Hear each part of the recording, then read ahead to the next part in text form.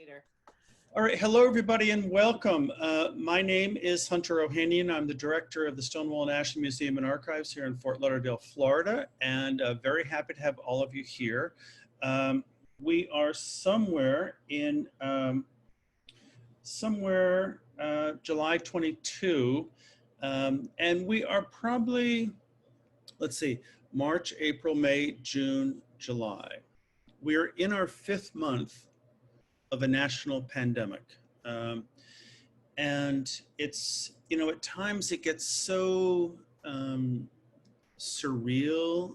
We don't actually know how we are in this spot.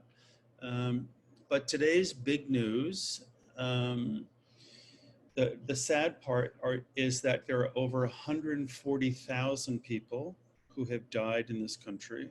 There are over 4 million, over almost 5 million people worldwide who have been infected with it.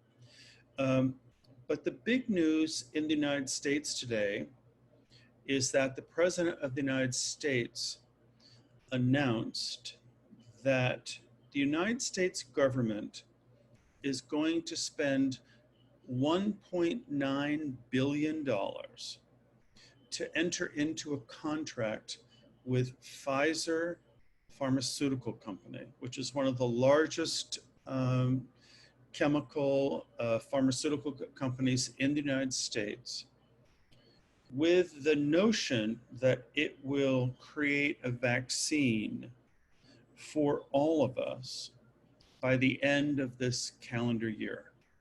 It is Pfizer in conjunction with a German company. There are some who might say that this is an election ploy, because again, just to remind those of you who see this 5, 10, 15 years from now, we are in the midst of a big presidential election. In 2020, we are ending the end of Donald Trump's first term as president of the United States. And in addition to the fact that the country has been so shut down with this pandemic, and just to put a finer point on it, you're hearing from us in Florida, and this is one of the epicenters right now. New York was an epicenter early on, other states were, but now Florida and Texas and some of the southern states are being harder hit. And so the other thing that's important to remember is that the United States government has actually put in to assist workers and businesses to keep workers working over $2 trillion in the last 4 months. And that's kept many people employed. That's due to run out in the next week or two. For Stonewall National Museum and Archives here in Fort Lauderdale, we got what was known as a PPP loan. It's amazing to think that people will be studying all these things at some time in the future. And so we're now sort of flying free form at this point. Fingers crossed, everything still seems to be going well, but it's true for a lot of small nonprofits out there. And that's actually how this series began. We started this series with Esther Newton probably about 2 months ago, and it really was a way of presenting queer voices and using Stonewall as a forum to do it. So we do one of these talks every week, either Tuesday, Wednesday, or Thursday. And if you're not part of the Stonewall family, please go to our website at stonewall-museum.org and sign up for our newsletter. Next week, a good friend and colleague, Paula Sickey, will be here talking about his book, and that's very exciting.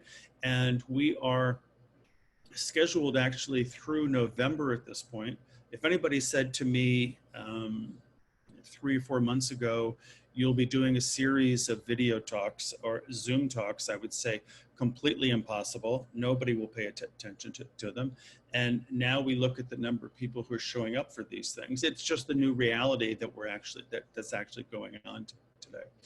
So again, stonewall-museum.org. And and you can find a donate button there. Be happy to have you send something to us. Just a few seconds about Stonewall. We are one of the largest LGBTQ archives and libraries in the United States. In our library has 28,000 volumes, and it is believed to be one of the largest libraries for LGBTQ books in the US. And our archives, we have 2,700 linear feet in the archives. And that meant nothing to me when I heard it the first time either. But what it actually means is we have over 6 million pages of gay and queer history from the last quarter of the 20th century until today. And so it's used to form exhibitions and articles and research, and so it's very important. And so it's important for us to bring contemporary voices to all of that. We're also a museum, and so we do a fair amount of exhibitions as well. And so if you've not seen it, we currently have an exhibition up called BLK, which is a magazine that was prepared and presented exclusively for the Black, lesbian, and gay male community from 1988 to 1994. We had the opening last week. If you go to our website, you'll be able to see the entire show as well as all of the wall text, and everything else is there for you to see. If you are in South Florida, you're welcome to come to the library at 1300 East Sunrise, because we are open every day, Monday through Friday from 11 to 5. And so you can actually come and see the exhibition there. But if you're not here in South Florida, please take a look at the exhibition online. And we're going to continue to do exhibitions there. We will present real exhibitions for people to actually come and see. And then we also will be presenting them online, and then we'll be doing this series as well too. It's our belief that if we continue to do programming, while we make our way through this incredibly challenging time, and I know I mentioned the pandemic, but did I also mention that people are rioting in the streets to end racial injustice, and also that the government is actually putting out an unmarked police force in American cities and putting people in unmarked vehicles to actually take them off the streets while they're trying to assert their constitutional rights. So just take a moment and think about that. All of us on this call right now understand where we are, but hopefully people will think about this stuff in future years and understand the reality of what people are dealing with on a day-to-day basis right now. So with all of that said, hello, Julie. Hello, Hunter. How are you? With that dire backdrop that we're all dealing with, yes. So how are you doing? I'm doing well. You know, in month 5 of staying at home, I have the good fortune of being able to work from home and be able to continue to write and think and talk to people now using this new technology. So I feel deeply disturbed by everything that is happening, and grateful for what I'm able to do right now at this time. So Julie, tell us, so how has this impacted you? How has it impacted me?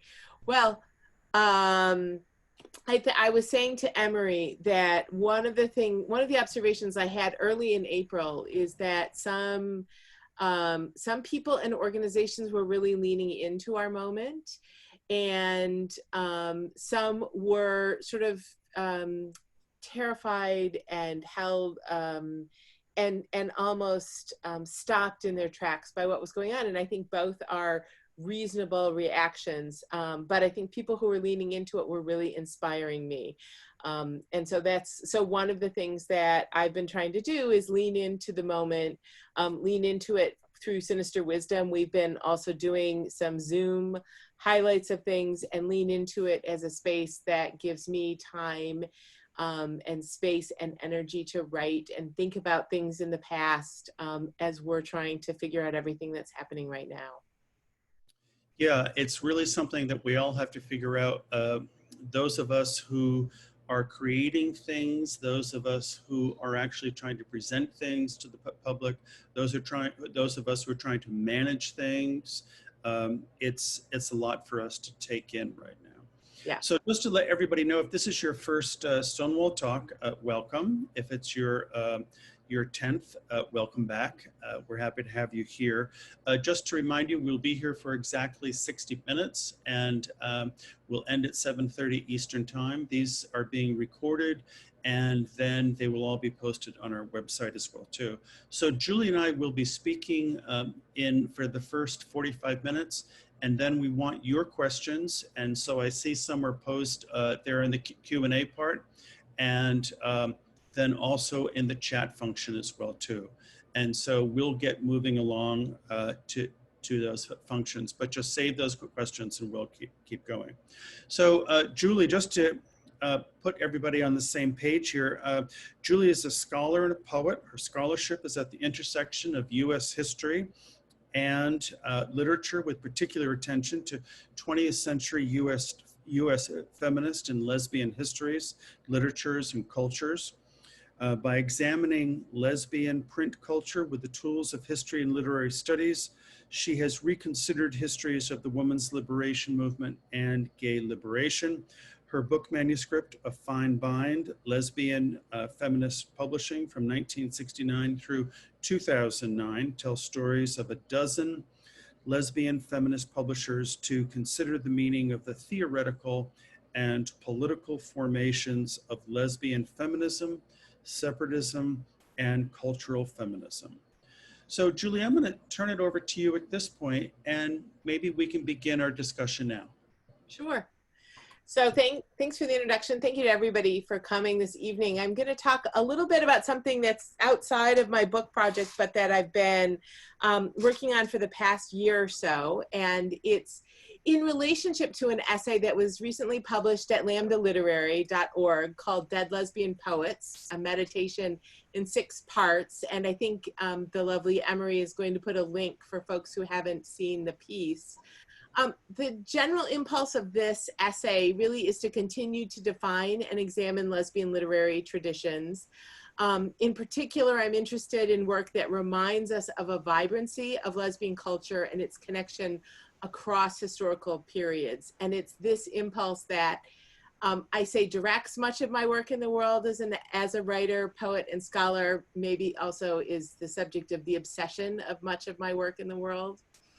And this particular essay is 3 mini essays about lesbian poets who are largely forgotten at this moment: Claudia Scott, Terri Jewell, and Lynne Lanadier. For the past year, I've been editing a collection of Lanadier's poetry. I first encountered and fell in love with her work while researching at the Barbara Greer Papers at the San Francisco Public Library. Lanadier and Greer exchanged letters while Greer was editing the latter. She did that during the 1960s and into the early part of the 1970s. She published Lanadier and had great respect for her poetry, even as at times she told Lynn when she sent her work she didn't completely understand it all. So when I had the opportunity to go back from my research to gather all of Lanadier's published writing and read it, it was thrilling to me. And she's someone who's completely fallen out of print, as I said. I learned more about her life, particularly through her living brother, Fred, who's listening in with us this evening. And I also learned that she committed suicide. And in this essay, suicide is what links all 3 of these poets. And I emphasize in the essay that suicide is not particular to poets, nor is it particular to lesbians. And I want to emphasize that tonight. And as we've talked in advance of this, you'll find that much of what I'm going to talk about is not particular to these women's deaths. Yet I want us to think about it because it is a part of the argument that I'm making. When the poet Anne Sexton suicided in the early 1970s, Adrienne Rich wrote, "Many writers, learning of her death, have been trying to reconcile our feelings about her, her poetry, her suicide at 45, with the lives we are trying to stay alive in." Rich continued, "We've had enough suicidal poets, enough suicidal women, enough self-destructiveness as the sole form of violence permitted to women," which is such an incredible phrase, and sort of the intellectualism of Rich, where she takes an observation and then analyzes it for us in that concise phrase.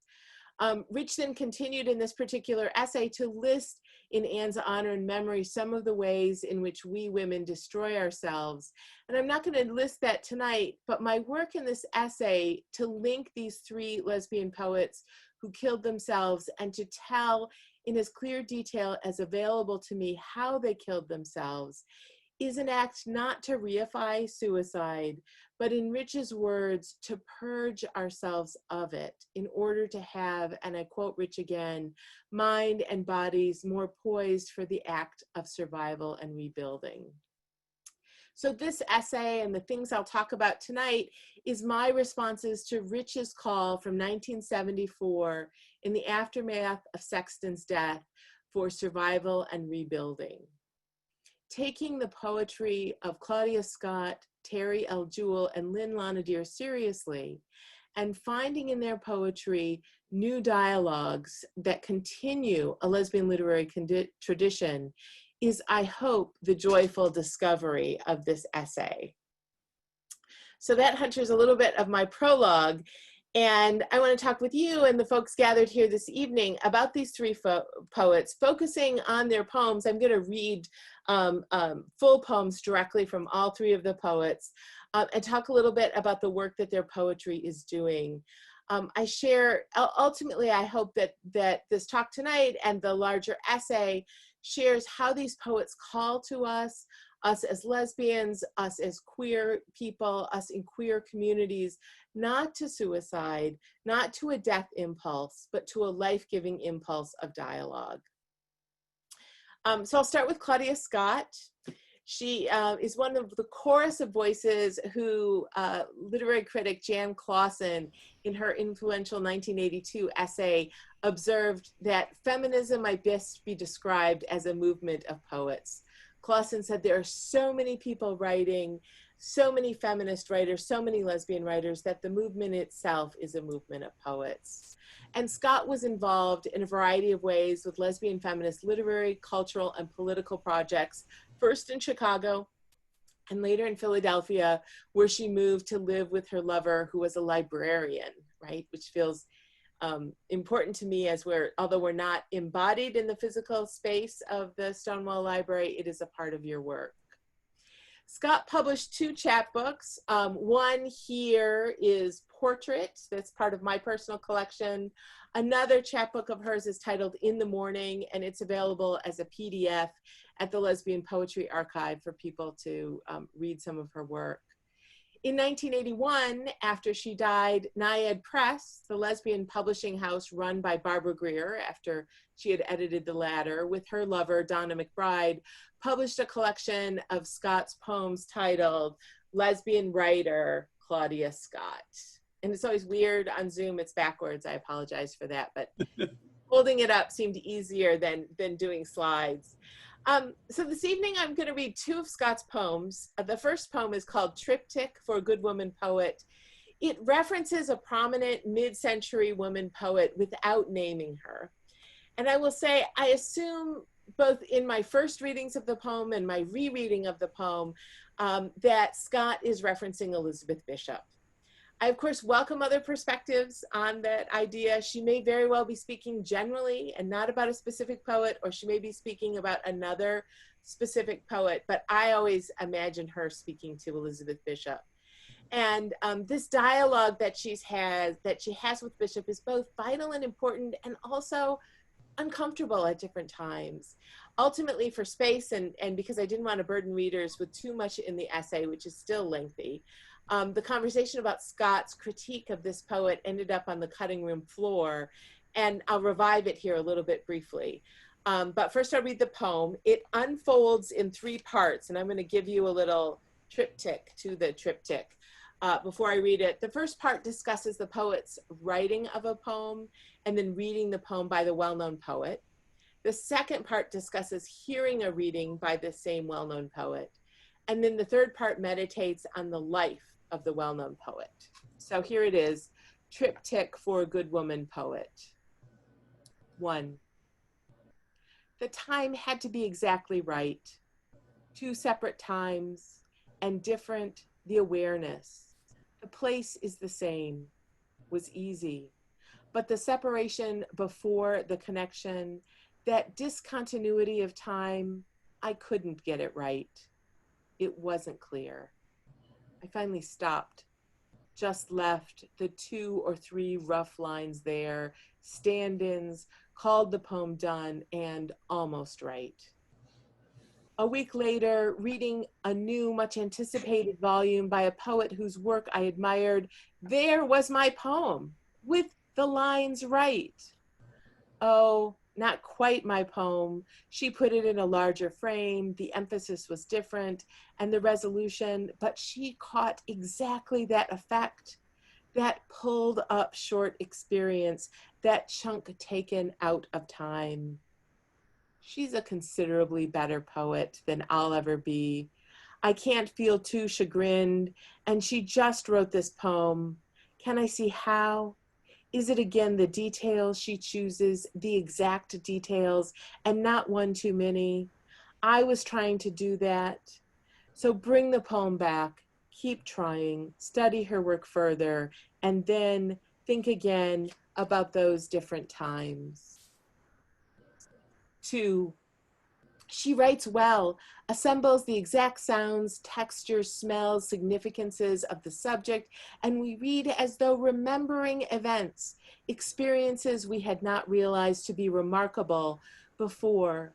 She writes in personal but never private terms. She has been studiously acquiring these skills over 40 years. Her poems continue to improve. Without doubt, she has learned from others. She acknowledges her mentors, one man in particular, is grateful for his and his protege's continued sponsorship of her career. Each book she's written has been well reviewed, sold out, received a prize, deservedly. She writes well. Increasingly successful for a poet, she remains a private woman who makes few appearances. At readings, she seems ill at ease. She mumbles, does not phrase, does not present her poems, in fact, reads as though they were completely unfamiliar and quite separate from this rather frumpy woman, inexplicably, unwittingly on stage. That skill has also been acquired over 60 years of being a good woman, properly dissociating her perceptions of the general experience from herself. Her poems are accessible, refreshingly devoid of private fears, obsessions, fantasies, quirks. She does not obtrude. She writes well, is accepted, poet among poets, woman among men. 3, her life is her own business. I appreciate diversity, choice. I don't have to know all the details. I don't need, don't want each woman whose work or each woman I admire to be just like me. But she is on stage being deferential to men, fitting herself while in public to their image of a woman poet. Men also agree. What she keeps private is, of course, her business. Holding up that image to a younger woman poet as the way to be accepted, taken seriously as a poet, read an image that is not at all like me. She may be right. The few women praised, proclaimed to be good women poets, who proclaimed themselves in public to be women and good poets, have been reassessed, unfit as either. To be recognized by women, there are other expectations about content, point of view, and then what? the support of women doesn't make the same waves. And I have no proof it ever will. Would I endanger a position garnered over 40 years? Does she feel any need to? I don't know her. I know just enough about her life to guess that a certain strength has been accommodated off stage as the most acceptable solution. I don't have to know all the details. I do respect diversity, a choice allowing of a different choice. What she has kept private of her woman's life is her business, as much as what I insist is public of mine can be mine. Thank you. That's amazing. Isn't that a lovely, lovely poem? Although it's so, you know, so Scott, like she admires this poet enormously, and she puts out all these values about openness and transparency, about lesbianism, and sort of like does this thing of, well, other people can do it their way, I will do it mine. And then has this difficult generational relationship. I cringe every time I read the description of the poet. She seems ill at ease, she mumbles. I mean, there's such a sort of freighted way that we criticize, in particular, women in middle age and older. If she was indeed talking about Bishop, Bishop would have probably been in her 60s at the time she was writing this. So while I can read it as youthful and expressing naivete, it still feels so uncomfortable and highlights this a generational rupture between women that I think a lot of us are still trying to think about and work our ways through.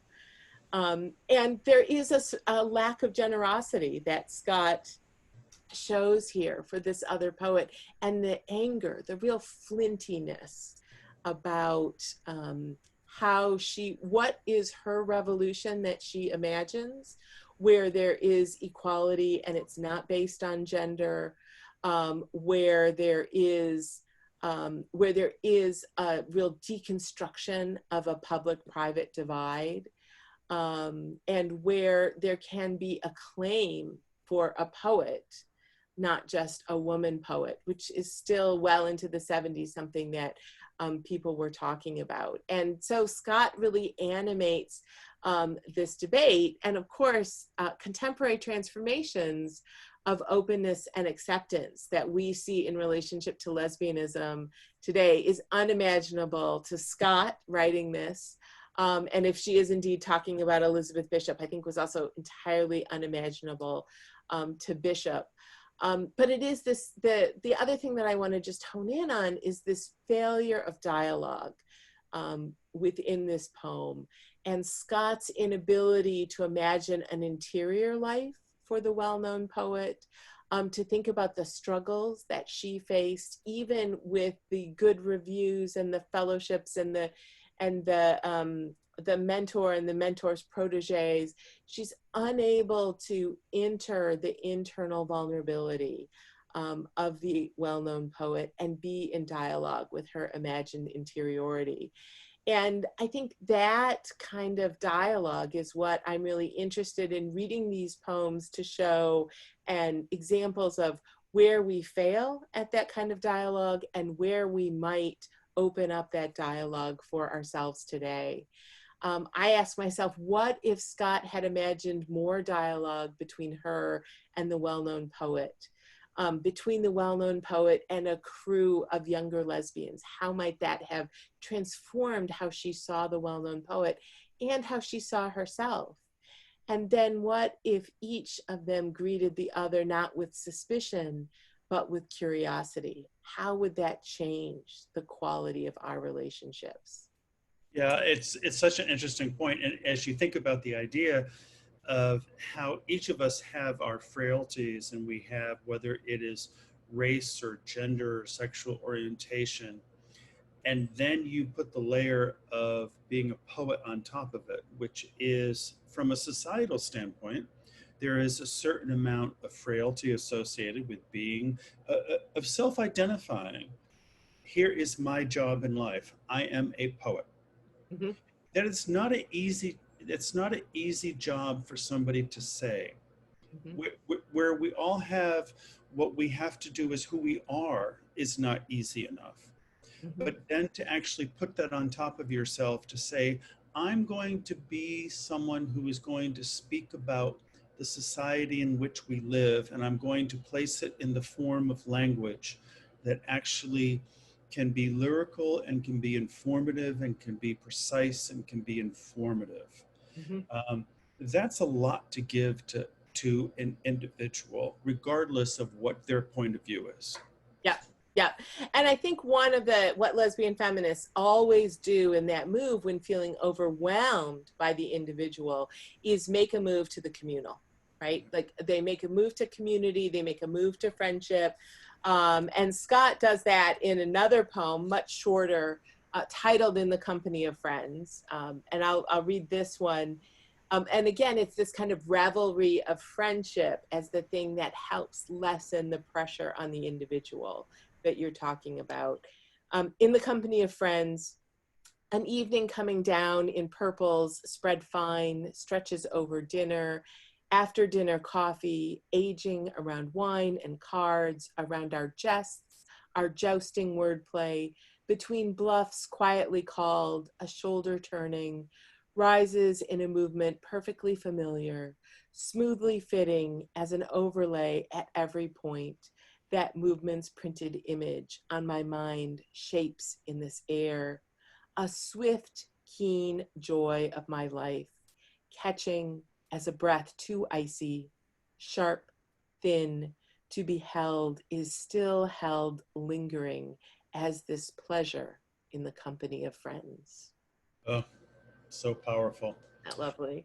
Yeah, it's amazing work. So just remind our audience, you're listening to Stonewall National Museum and Archives, and we're here with Julie Enszer. And so we will be looking for your quick questions. And so please throw them into the chat or the Q&A thing. We'll get to those at the end.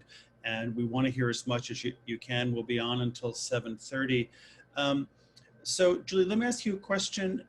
So you talked about the essay. Where is the essay published or going to be published? So if people want to see it, they can see it. Yep, it's at lambdaliterary.org and it's up now. And so I think Emery's can put the link in the box, or people can go to lambdaliterary.org and search on my name and it'll be the most recent piece up there. Great. And I'm hugely grateful. Lambda's been a great supporter of my thinking and sort of engaging with lesbian poetics. And then the other thing is, tell us, give us like give us the 30 seconds about Sinister Wisdom. Oh, Sinister Wisdom is the longest publishing lesbian literary journal featuring, we publish 4 times a year, 4 issues on lesbian literature and culture. We do art, we do all kinds of writing. And we also do a Sapphic Classic series of bringing back classic feminist lesbian poets back into print. And I've been editing it since 2010 and have plans through the 50th anniversary in 2026. And just remind everybody of the website, just so they can have that. www.sinisterwisdom.org. Okay, great, thank you. So just don't forget that, folks. Go there. Thank you, Emery, for just posting that. So let's go back to I want you to continue through this, but just tell us a little bit more. How did you end up with these 3 particular poets? How did you put them all together? So it really, so I was thinking a lot about Lanadier, who I'll talk about last, and how, and about her work being out of print and how to put her in dialogue with other writers and other lesbian writers. And it was really, it was the fact that all 3 had suicided that made me link them together. I was looking at what can I write, what else can I write about Lanadier while I'm working on the publication of her collected works to bring it back into print. And then I started thinking about who else is out of print and came on this rubric of people who had suicided, because in writing the introduction to the volume about Lanadier, of course, I was grappling with how do we think about and talk about and tell stories about people who end their lives through suicide. And when I started tracing back, I realized Terri Jewell, who I'll read some from next, was a Michigan poet, and I lived in Michigan at the time she committed suicide. And I had one of her books on my shelf. And then I think it was sort of happenstance one day and sort of browsing through my library that I realized Claudia Scott was another poet who was out of print, who had been forgotten, who was part of this lesbian literary tradition, and who also suicided. And so that's the rubric that linked them together. They also have this fact that they're all completely out of print, which is something that happens. It happens to a lot of poets. I don't want to make it an exclusively lesbian thing or an exclusively queer thing, but we know that a lot of queer poetry and queer literature and queer art is not successful in commercial publishing. And that often drives people's work out of print, and then it needs, and if we don't have things in print, there's two things that happen. One is organizations like yours, Hunter, become even more important for the library component and the archival component. Yeah. Two, it's hard for readers to really trace their histories through the act of reading. And that is something that, I'm committed to addressing at Sinister Wisdom and in my own work to writing and thinking about it. Yeah, it's an incredibly, amazingly generous human gesture by being able to look at those artists, and in this case, lesbian poets, whose lives were cut short early.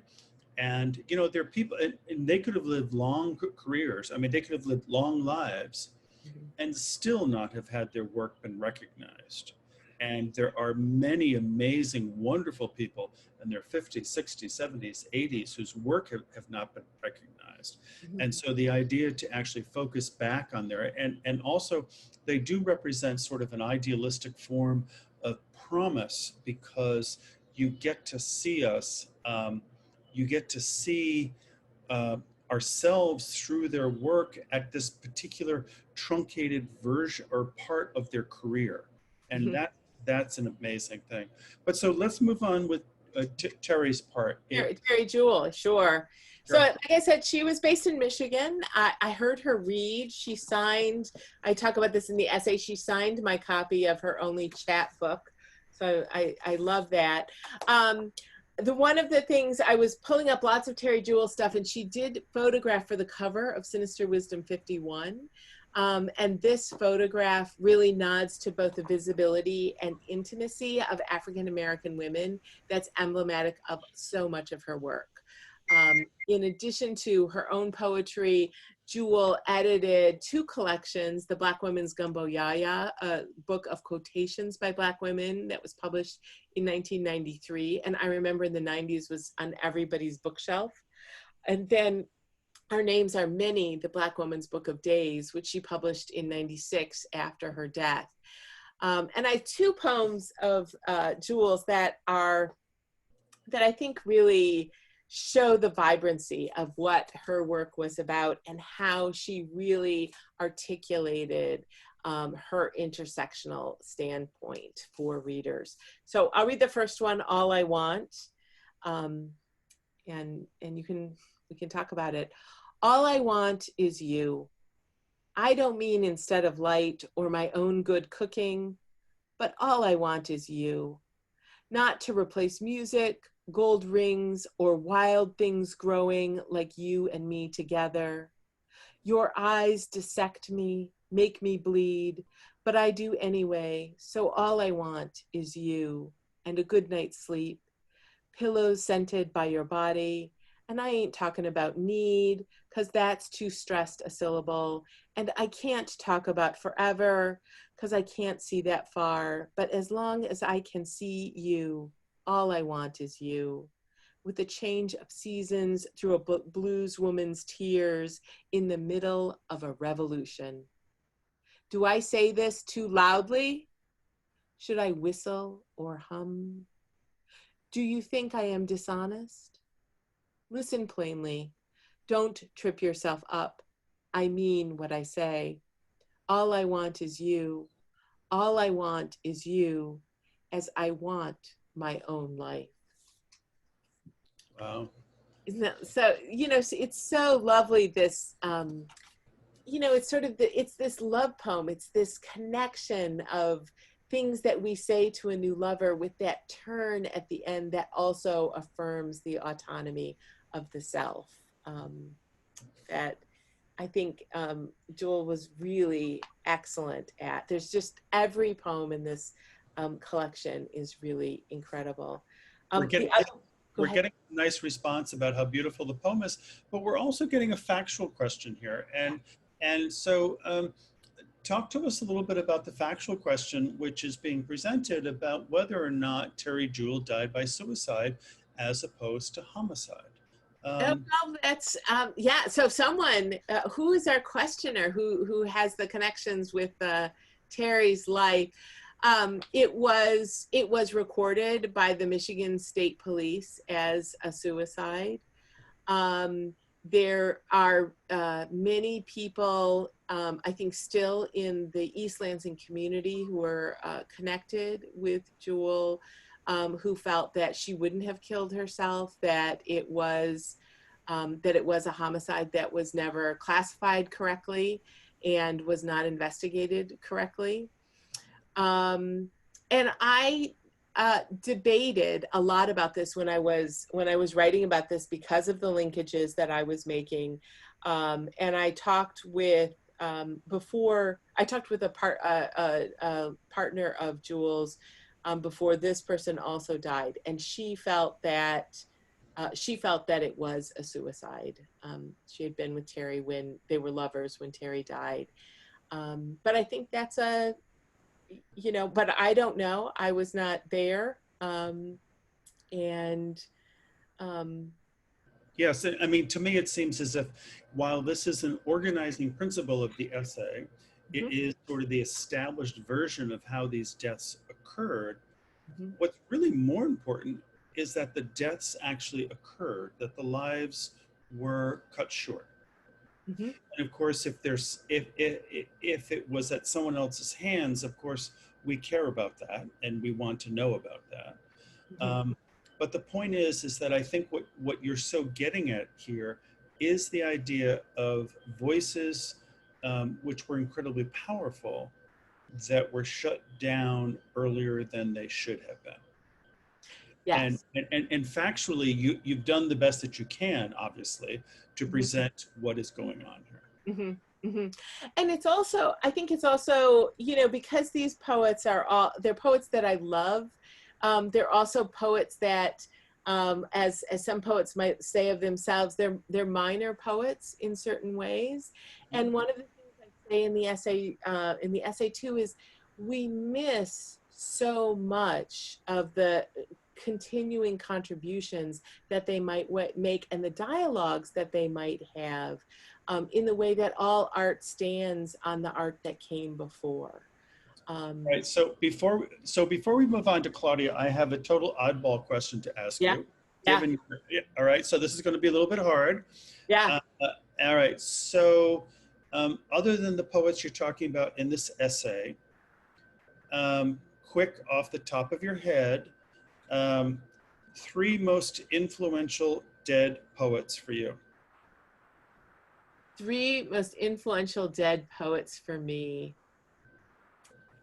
I think, well, definitely Adrienne Rich. I mean, Rich is the person that I return to a lot. I return a lot to Muriel Rukeyser. Hmm? Um, and then I spend a lot of time, because of another project I'm working on, with Pat Parker's work. Fabulous. Yeah, Yeah. Yeah. yeah. But again, of course, there's no right, obviously Right, no wrong answer in the sense these, right, right. these are all who we have connections with. And so Yeah, it's really amazing. All yeah, right. So yeah. sorry for that. Sorry for that. No, that's a great question. So now, shall I read a Lanadier poem? Please. So Lynn Lanadier, I'll read her poem Isle of Lesbos because it's her big sapphic poem. And I'll talk a little bit about her work. Isle of Lesbos. She dedicated this to her friend Janine, who's been there, to the island of Lesbos. Retsina sings the throat, like horsehairs pull ribbons from the bodies of Aeolian violins. At the Sappho Hotel, heterosexual couples glide along banisters like it was Tennessee Williamstown. They're dressed risque in gowns and ties, a slightly decaying staircase, and we're drinking pine trees tonight, make for slight depravity. Women go there alone, in groups, looking for her. Between Sappho's poetry and a Mary Wollstonecraft novel, love remained quiet between women for 2,400 years. Sappho town is restless, keeps moving. Two other towns with the same name espouse life. Greek women in black winding and haunting white walls resonate in milk light. Word has it, she didn't jump off the cliffs of Leucadia for the love of a sailor. Smile unearthed, her town is buried. You'll find much of her under a pile of pottery fragments, intact. 1,000 years later than Minoan priestesses, and 2,600 years earlier than we.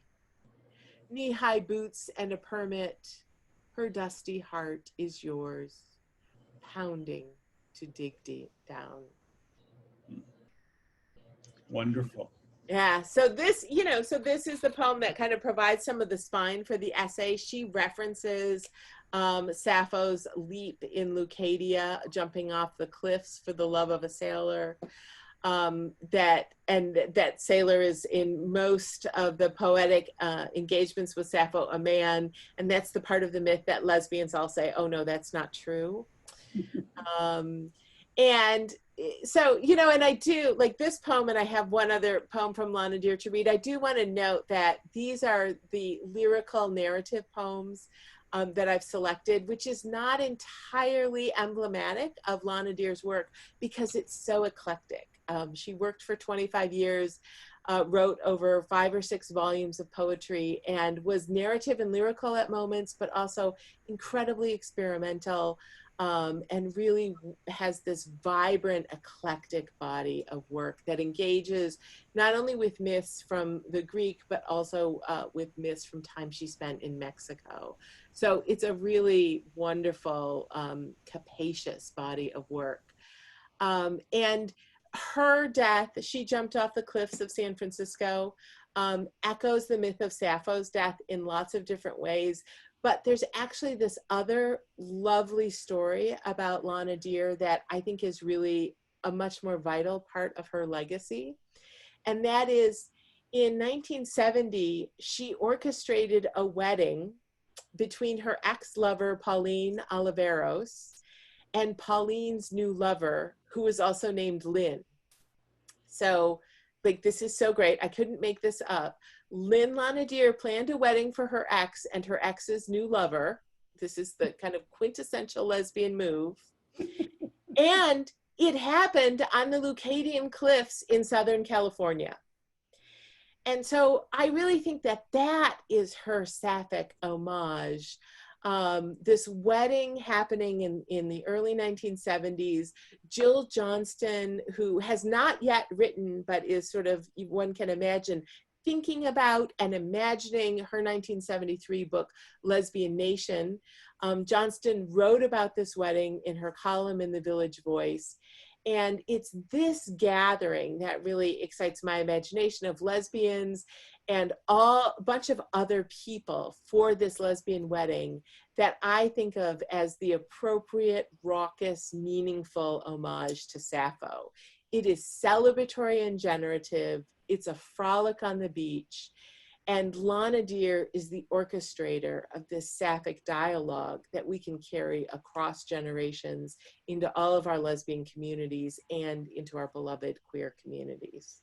Yeah, that's really great. So I want to hear the next Lanadier poem, but before we do, I want to ask you a question because there's some people on the call who might have read more poetry, more lesbian poetry when they were in college or shortly after it, and now they've moved on to other professional careers in banking or law or other professions, and they've kind of moved away from it. Their lives have moved them away from an art form that was very meaningful to them when they had the opportunity and the time to spend time with it.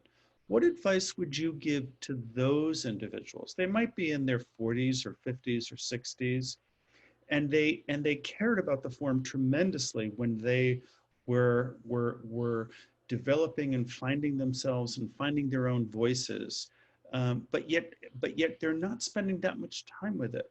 How would you advise those people now to find that door back in, that perhaps as the world has gotten more complicated for them, and I'm not talking about the current coronavirus world, but it's just their world of their relationships and their work and everything else, and they've sort of moved away from it. How do we help those individuals to get back to an art form that was incredibly powerful to them at a real juncture of their lives? Of their life, yeah. I mean, this is the how do we be, how can we be a casual reader about the things that engage us and entertain us?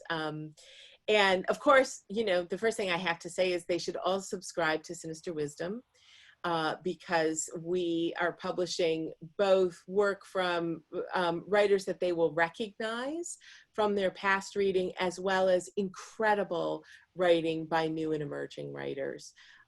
So I think that that's one way to kind of stay in touch with what's happening.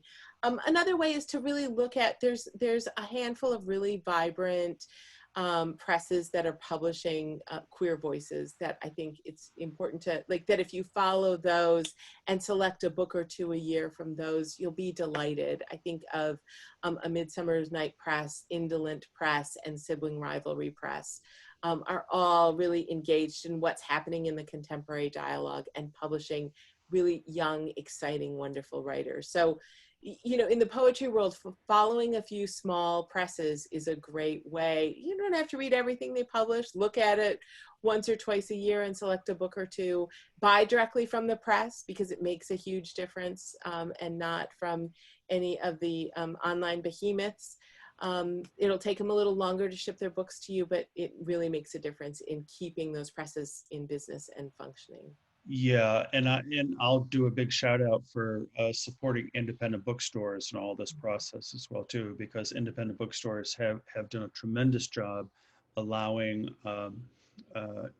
queer artists and writers to be able to flourish. And so, to the extent that we can support them, I think it's really. But I don't think I need to say that to anybody on this on this chat.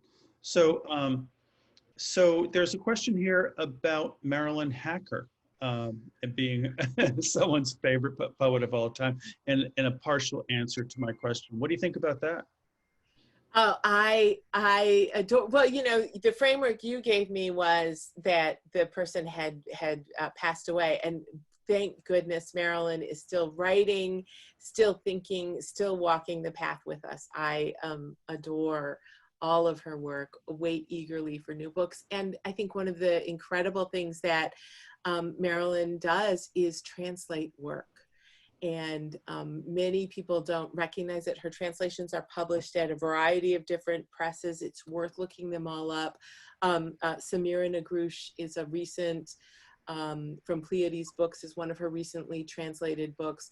And she does such amazing political work with her translations of bringing voices into conversations in the United States that are really excluded and marginalized. She's translating from the French, but a lot of Arab women writers, Arab lesbian writers, and it's amazing. Her political reach, not only with the poems that she writes herself, but also with her translation work. Yeah, I think that's a really good point. I also want to do a shout out to our friends at the Lesbian Herstory Archives. They have a lot of great resources there.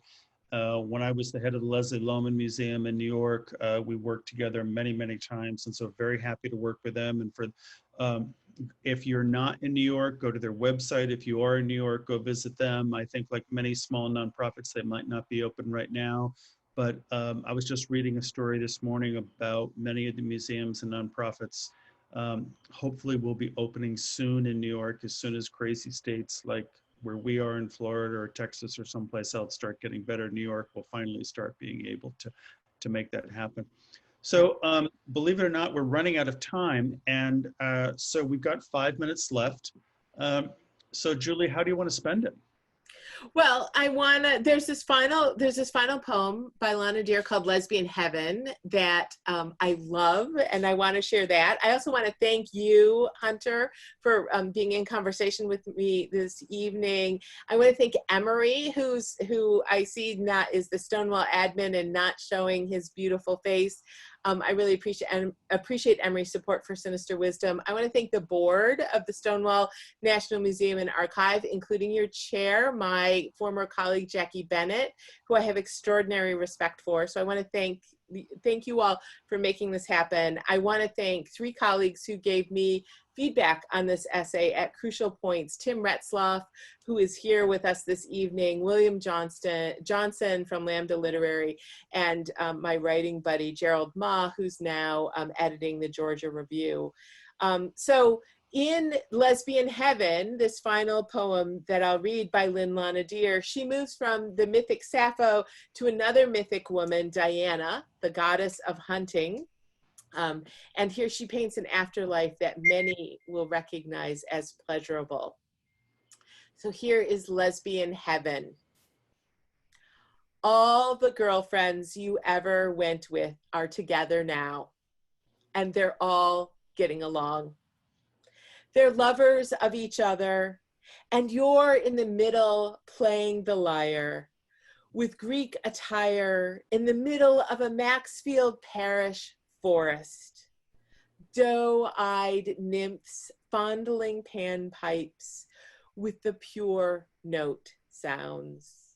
Purple mountains rise over Aeolian forests, and the wind is the pianist for a women's chorus. And the longest fingered of all the women plays the lute. Pluck the cord, pour the wine, the flute chambers Egypt of desire. And the glimmer bubble gurgles of a brook where each stone is smoothed to the consistency of knees and thighs, and the sun, a gigantic pearl, livens them. Lesbian Heaven is filled with dogs and cats. All the pets we've ever had are tendered by the hands that kept them, and they all behave. A beloved company among pillars uplift and glitter, where Diana sets down her hunting implements and all the lesbians in heaven clamor to her limbs with timbre touch. The afternoon unfolds its leaf.